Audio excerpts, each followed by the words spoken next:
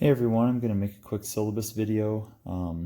This document includes course policies, a schedule, and some general course information.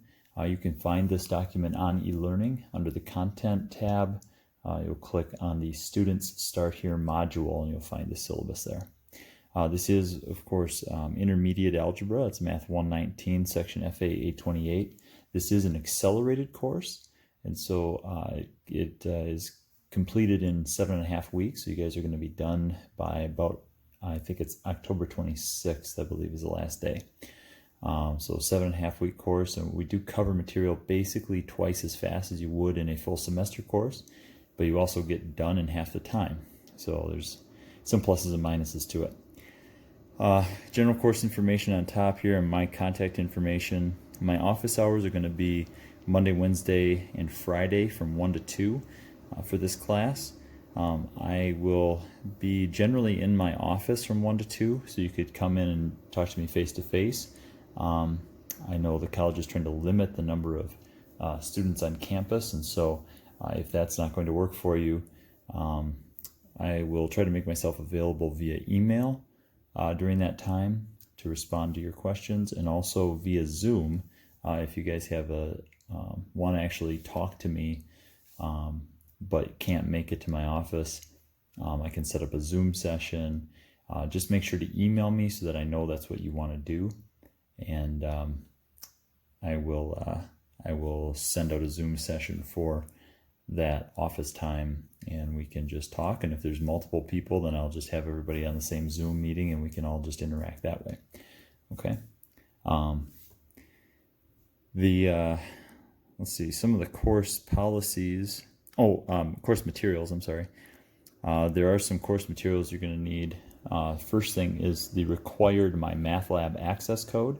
That is going to be very important. That is where your online homework is going to be found, and that's the bulk of all the homework. You do have to sign up to the MyMathLab. Okay, it is through the Pearson publisher, and that's where our textbook is published through. There is instructions on how to access MyMathLab, or how to register for it actually, on eLearning, again under the Content tab and in the Students Start Here module. There's a document there called, I think it's MyMathLab registration information, and that will give you step-by-step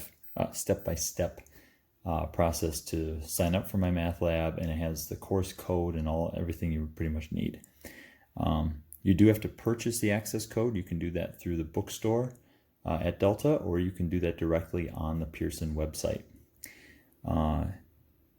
The hard copy of the textbook is optional for this course because you have an electronic copy of it when you sign up for MyMathLab.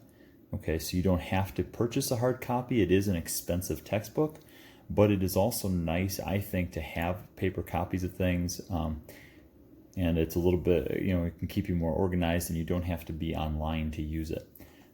So you could take it in the car, on a day trip with you or something if you needed to. So there's some perks to having the textbook, but again, it is expensive and heavy. And so if you elect to not use the textbook, that's totally fine, because you will have access to it again on MyMathLab electronically.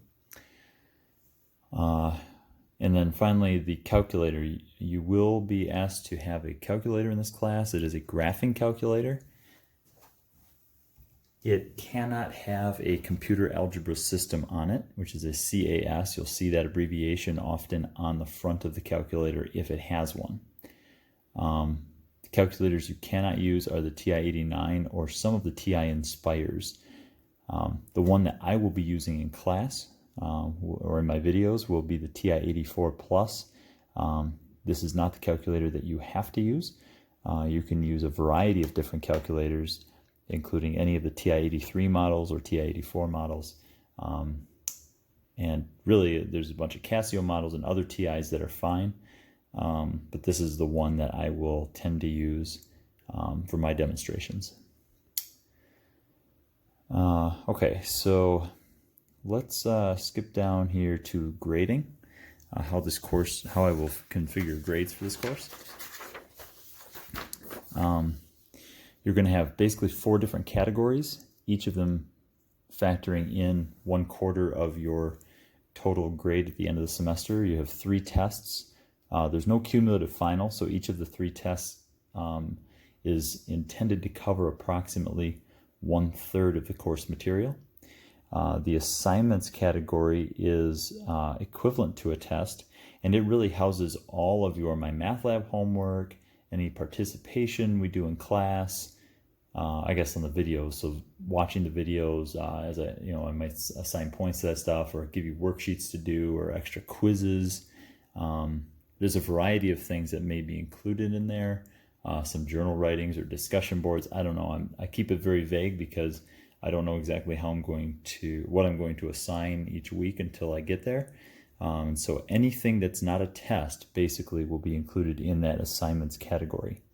All of your grades will be shown on e-learning. They'll be updated on e-learning under the grades tab, and I try to update those very regularly. In fact, as soon as I get things graded, I usually get them updated on e-learning pretty much right away.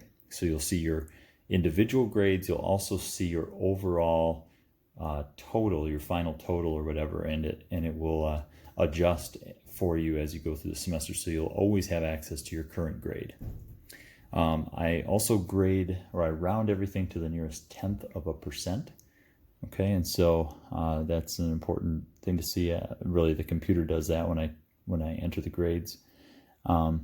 And this is a final grading scale where how I assign letter grades.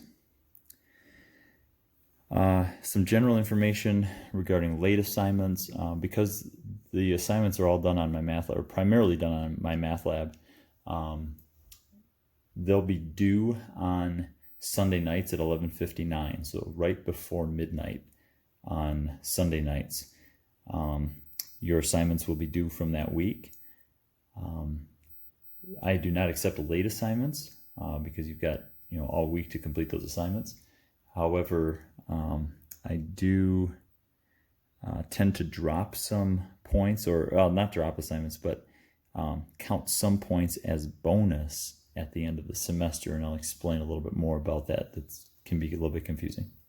And so the way that works is, if you were to miss up to 10% of the points in the course, it won't count against you at the end. If you were to earn all of the points, then you'll end up with essentially 10% bonus or extra credit at the end. Some instructors drop your lowest grades, and I used to do that. The reason I don't do that anymore is because if you earned points on those assignments, you lose those points. Whereas the way that I do this now, by counting them as extra credit, you essentially get to keep the points if you did earn them. So it ends up working out better mathematically for you than if you than if I drop the grades at the end. Okay, so if that's confusing, I do that all at the end of the semester, so you won't see that show up right away. But please do ask questions or email me if you have questions about that, especially later in the semester as that comes up. Okay, that essentially makes up for not accepting late assignments. Okay, so I drop or count them as bonus, 10% of your points. Okay. I also do not do late tests. Your tests are set on certain days, and you'll have a good chunk of the day, basically from 8 a.m. to midnight, to complete those tests. And they are timed. You'll have probably 2 hours or so. I'll give you more information on the details of that as they come, but you can choose any time during the day to complete the tests. So there shouldn't really be any reason why you wouldn't be able to complete them. So I'll talk about the tests when we get down to the schedule. Again, I said there is no cumulative final, so you just have the 3 tests that each cover 1/3 of the semester. I do tend to spend a lot of time on e-learning, so you guys are going to want to be very familiar with e-learning, the content tab and the grades tab, and I guess those are the main 2, but really everything on e-learning has potential to be used. And so do make sure to be familiar with that. I also send lots of email updates. You've probably already received some from me. And so please make sure to check your Delta email on a regular basis. It will always go to your Delta email if I'm communicating to you. I would check it at least daily, but I would say probably even more often, multiple times per day would be great. Let's see. And then, so let's skip down here to the course schedule. Of course, this document I have printed off on the one you see on e-learning. It'll be, there's no page break, so it's nice and fluid. The section numbers that we will cover each week are listed in the middle column.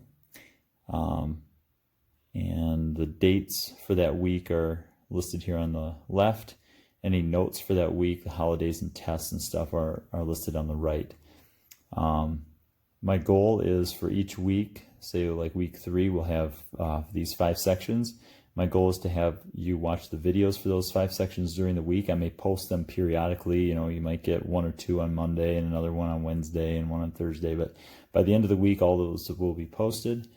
And then you'll have homework on my math lab for each of those sections. The homework will be due on Sunday night. So these dates run from Monday to Sunday of that week, or the following Sunday. And so they'll be due on that Sunday night. Like these 5 sections will be due on Sunday, September 20th at 11:59 p.m. Okay.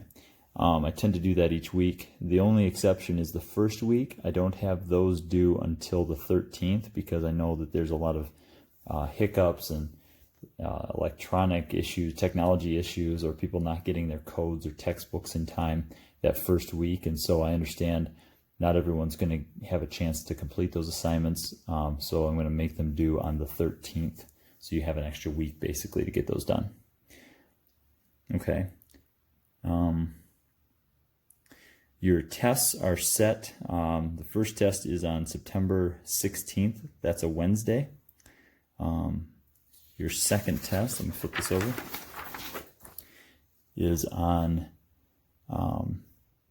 October 5th. That's a Monday. And then your third test is on